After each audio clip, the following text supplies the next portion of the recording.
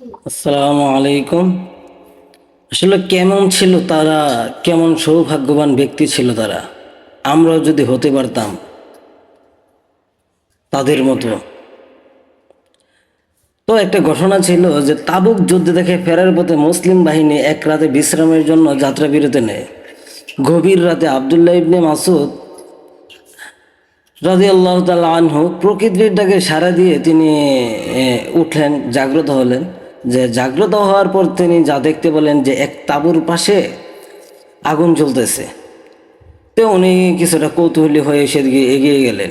সেখানে গিয়ে দেখতে পেলেন রাসূল সাল্লাল্লাহু আলাইহি সাল্লাম এবং তার প্রিয় দুই সাহাবী আবু বকর রাদিয়াল্লাহু তাআলা আনহু এবং হযরত ওমর রাদিয়াল্লাহু তাআলা আনহু মিলে দাফনের কাজ সম্পন্ন করতেছেন।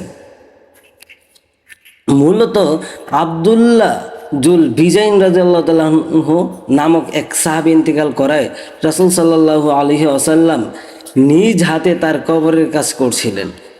প্রিয় সাহাবী রাসূল সাল্লাল্লাহু আলাইহি সাল্লাম তার জন্য আল্লাহর দরবারে এই বলে দোয়া করলেন।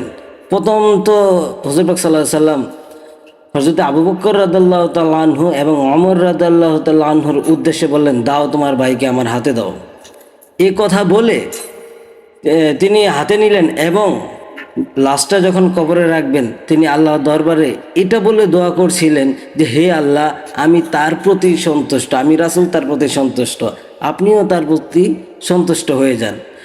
আর এই দৃশ্যটা দেখে হযরত আব্দুল্লাহ ইবনে মাসউদ রাদিয়াল্লাহু তাআলা আনহু এতটা আবেগপ্রবণ হয়ে গিয়েছিলেন, এবং শুধু আবেগপ্রবণ হয়ে গিয়েছিলেন তাই না, তিনি আক্ষেপ করে বলছিলেন, হায়, আমি যদি আজ সেই ভাগ্যবান ব্যক্তি হতে পারতাম কিংবা হতাম তো কতই না ভালো হতো। আসলে সাহাবাদের জীবনী দেখেন, তারা কিভাবে মানুষকে ট্রিট করতো বা তারা কিভাবে ভাবতো।